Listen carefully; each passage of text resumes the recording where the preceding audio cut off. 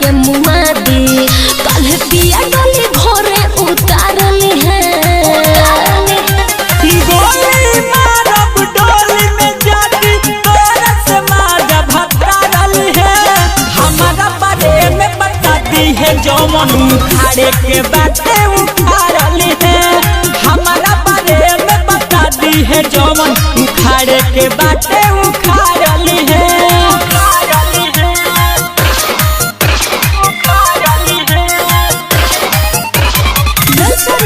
studio Gopalganj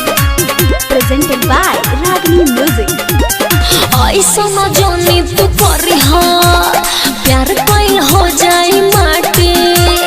चढ़ली जवानी तू खइबे कइला उनका के खाए दयाठी हम ही खइनी ना केहू के खाए दे हमरे गइल बा केहू के ना जाए दे हम ही खइनी ना केहू के खाए दे हमरे गइल बा केहू के ना जाए दे पापा जोनी है तो जनवा तो हारली है गोली मारब डोली में जाती तोरा से मारा भतारली है हमारा बारे में बताती है जवान उखाड़े के बातें उखाड़ली है हमारा बारे में बताती है जवान उखाड़े के बातें उखाड़ली है गोली मारब डोली में जाती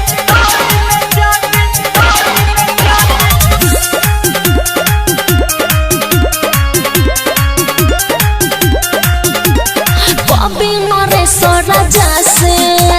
हो जाए तो तू सगाई परबा झगड़ाए बोले तो राजा तो मजा दुनिया उठाई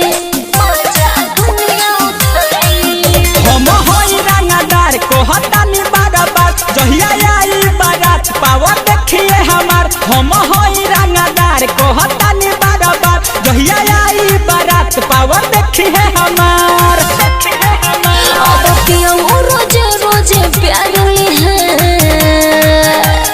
गोली मारब डोली में जाती तोरा से मारा भतारली है हमारा बारे में बताती है जौमन उखाड़े के बातें उखाड़ली है